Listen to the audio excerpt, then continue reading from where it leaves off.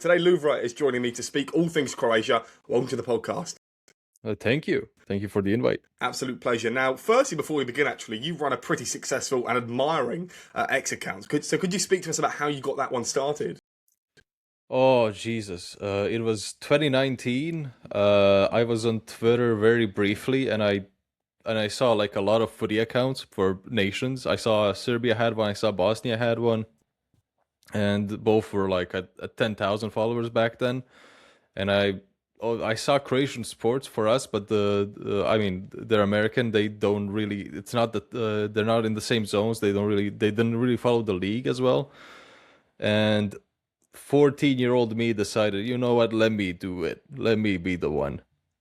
And yeah, I started it, and ever since then it's been. It was a hard start because 2019, then 2020, COVID happened. Didn't have football for months, so it was kind of a hard start.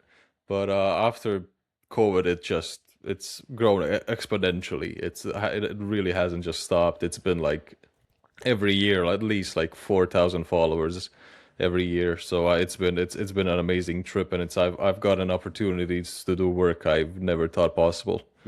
And of course, so congratulations on that. So let's speak about the World Cup then, 2026 in the States. You're in Group L, and you've been matched up with my beloved England, Ghana, and Panama. A lot of us think that England will top the group, but as a Croatian, as someone who knows Croatia inside and out, are we overthinking it? Perhaps Croatia could finish top. Yeah, I mean it's the World Cup.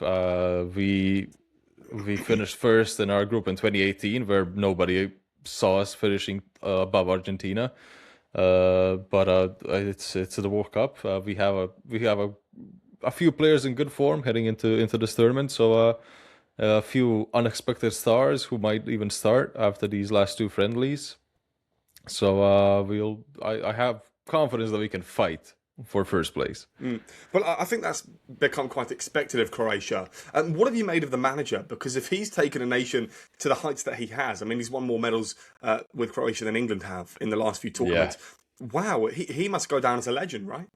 Yeah, he is the best Croatian manager. I mean, statistically, he is the best Croatian manager. There's obviously still people that are like, oh, he should do this, he should do that, but he's won us. He's gotten us to a World Cup final, which obviously we've never done before. Got us to a semi in Qatar, and also got us to a Nations League final, which we lost on penalties. So we were two penalty kicks away from winning a trophy. For sure. And, the team that you've called up is a very similar team to what is expected now of Croatia, but it is an ageing side in some aspects. Obviously, the main man, Luka Modric, is playing yet another major tournament. You'd like to think it would be his last tournament, right? Yeah, but at this point, I don't know. If he plays another season of club football, then anything's possible. Yeah, for sure. And I'm really keen to talk about Peter Musa up front. 28 years old, striker. Is he expected to start in this side? Because I've been hearing some pretty good things about him, but, maybe for his country, he hasn't performed as well as you would have liked. He's been amazing in the MLS. Well, right now, after the last two friendlies, none of the strikers scored, and all of them got a pretty similar playing time. So nobody stood out. Budimir had a few good chances. But he missed very good chances.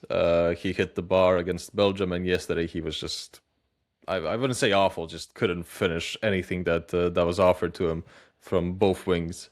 But Petar Musa has been phenomenal. I wouldn't be surprised if we see more of him, because he is our fastest striker. Matanovic and Budimir aren't really that fast. Musa is the fastest, like by a mile, compared to both of them. So I'll be confident in that. He's definitely gonna at least appear from the bench for at least 30 minutes, but I wouldn't be surprised if he starts against England and the other two games. Luka Vuskovic, if I'm pronouncing the name probably not well enough. Yeah, He's... no, that's a good pronunciation. Oh, wow. Okay, pretty good. A lot of Tottenham fans haven't heard too much about him going into last season, but the season that's just gone, he's been absolutely outstanding in Hamburg. What have you made of someone like him who's come through and now he could be looking to start in a World Cup?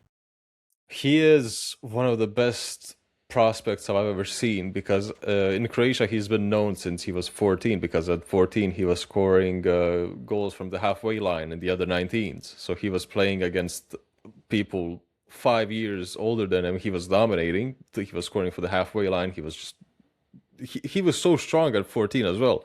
His build is even now just he keeps getting stronger. He's tall. And for Hamburg, he was their best player this season. He's the reason probably why they stayed up. If they didn't have him, they would be I think at least in the relegation playoff. But they, I mean, he's amazing. Some would say he's gotten too late into the squad. Dalić probably should have invited them a bit earlier, but Ivica Olić wanted him in the under 21, so he stayed there for a few more matches. But now he's fully a part of the national team, and as you said, I fully expect him to start every match if he's healthy. Going and speaking about this game against Belgium that you obviously lost 2-0 in. It looked like quite a disappointing performance from the outside looking in. Obviously, it's Belgium. It's a side that is definitely challenging for the World Cup. But obviously, Croatia tried to challenge for that position as well. So what did you make of what you saw in the Belgian game? Could that really transpire into the World Cup? I mean, that game, we had 10 subs that game, obviously. So the second half was completely two different sides playing football. The first half was okay, nothing special. We had a few good moments. Modric had a good shot saved by Courtois. We had another good chance where Stanisic, instead of shooting, tried to make one more pass, which was a great passing play overall. Defensively, the goal we conceded was the first goal was a mistake from Schutel, who just didn't have a good reaction to a low-driven cross across the box. And I overall it was a dull game. Nothing really happened. You could see that both sides weren't fully going at it, as everybody doesn't want to get an injury before the World Cup. Even last night against Slovenia, it was players obviously held back more, but we won that game, and I think we played better attackingly, but also poorly in defense, which is not what you want to see, especially considering that I think our defense is the strongest thing in our squad right now. Players like Ivan Perisic, 37 years old, he's had a pretty good season in the Eredivisie. Do you expect him to be starting all of the matches, despite age, despite the heat of the States? Oh, well, maybe not every match, but against England for sure, and against Ghana. Maybe against Panama we can give him a break with somebody else starting, but hopefully for him, because as you said, 37, I don't think he can quite also handle the heat and the low humidity. So I hope we rest him for at least one or two matches. As I mentioned at the start, and as I think we all know, you're the expert on Croatian football, and we've mentioned a lot of big names, the veterans in the squad. Gvardiol could be one of them as well. These players that have been up there for quite some time. We've mentioned the youth as well. What have we made of the youth? Do you think that the manager can keep this golden generation of Croatian football continuous? I mean, yeah. We have Petar Sučić, who's now more so become a starter at Inter Milan. Martin Maturina, who is most certainly gonna take Nico Paz's spot if he leaves Como this summer, and he's done phenomenally the second half of the season. He's also played a huge part in Como getting that Champions League spot. We also have Luka Sučić, who's done really well at Real Sociedad in the second half of the season after not really playing in the first because of manager issues. Didn't really get along with the manager. And we have other the under 17s that had an okay tournament this summer in the under 17s Euros. Just got knocked out on goal difference, but they beat Spain in the last game. So we have quite a few players coming through, which I'm very happy about. And as you said, Gvardiol, he's still young. He still has 10 years at least of football in him. But obviously Gvardiol came through at a young age, and it feels like he's been there for years. Yeah. The goalkeeper department in Croatia has been ruled by Dominik Levkovic for quite some time. Could we still see that continue? I know that you've called up someone from Hull City in Copenhagen. I've not really heard too much about them. So what's the insight on those two? Kotarski, I mean, the insight on Kotarski is he could have gone to Serie A, he could have gone to France even, but he just decided to when Copenhagen called him, he's like, yeah, that's a European club that's constantly in Europe, and he joined them. Sadly, that's changed now, but I think that's more so to the management and other stuff at the club, not to him specifically, although he has made a fair share of mistakes this season, which Copenhagen fans would will have calmly let me know. But Pantur has done brilliantly at Hull City. He gets along with the manager Jakirovic, who previously managed the Rijeka and Dinamo Zagreb in Croatia.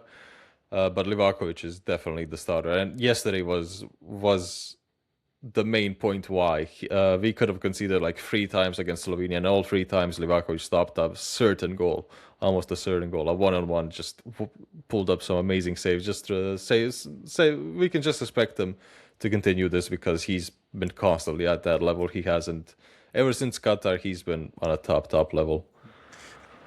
With the players that have been called up, is there any surprises in the squad that haven't quite made the cut? Yeah, there is Diondrena Bello who plays at Dinamo. He scored 31 league goals and I think 37 overall this season for Dinamo. So by far they're the best goal scorer. I think he's also like 6th or 7th overall in the European Golden Boot race.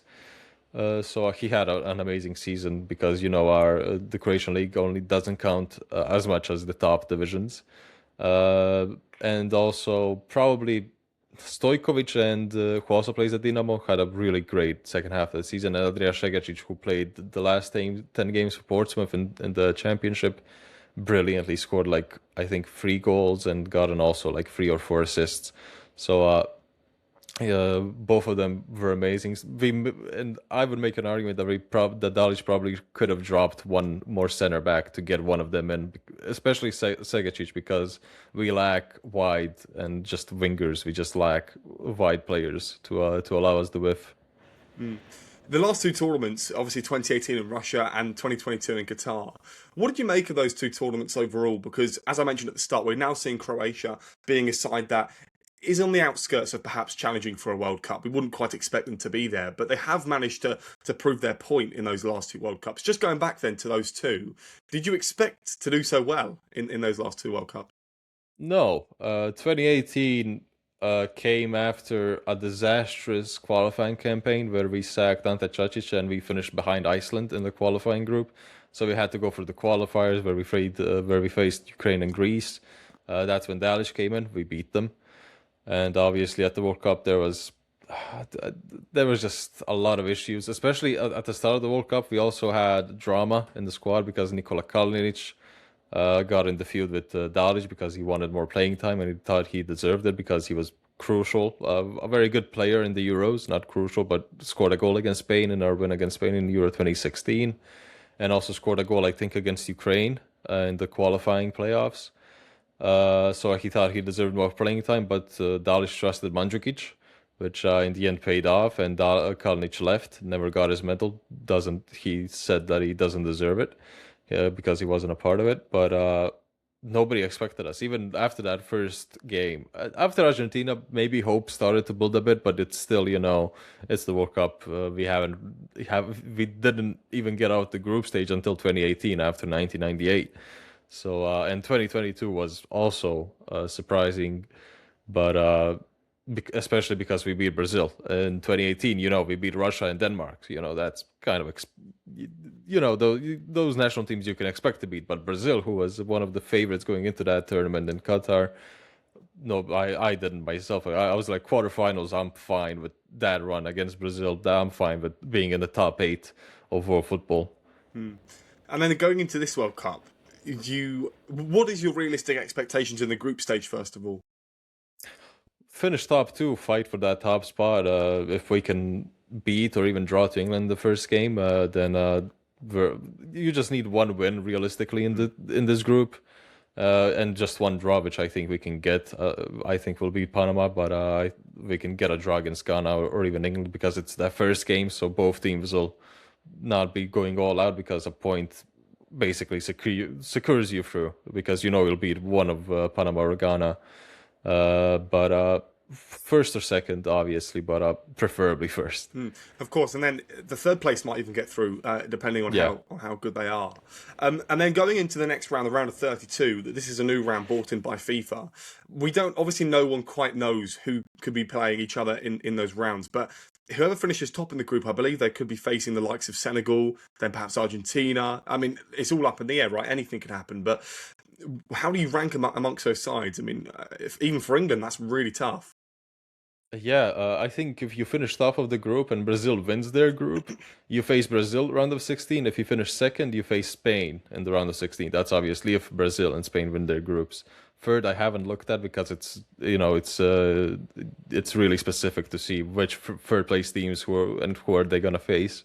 But first place, yeah, most likely Brazil round of 16 and Spain if you finish second. So I would rather finish first and face Brazil because we played them in a friendly in March. We lost 3-1, but it was 1-1. Then they got I think a very soft penalty, and the last goal was just last second they got a break as we were trying to look for a goal, so it didn't really matter.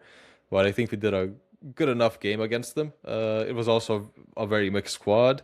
So it doesn't really, it's not really anything similar to what they have right now, what Ancelotti has called up. But I overall think that Brazil doesn't have the quality of even 2022. So I think we could, and I think we're better than Qatar right now. It just depends on the younger players performing and just showing it at the big stage. If they fail, it's fine because they're young and they still have a new World Cup and new Euros in 2 and 4 years. And then lastly, then, where do you see Croatia placing in this World Cup? I would hope, obviously, the main goal is to get out of the group stage and knockouts. Anything can happen, but round of 16 or quarters at the minimum depends on also what I said. If we get Spain or Brazil in round of 16, then you cannot be mad about losing that. If we get an easier draw and get to the quarters, then you face a real nation or even Mexico. I think is a possibility. But you're playing against Mexico in Mexico. I think that's also a good point to bow out. Yeah, round of 16 or quarters, I think would be a very nice, a good tournament. Well, thank you very much for joining me, Lovre, and best of luck to Croatia. Thank you. Pleasure. Thank you very much for joining me.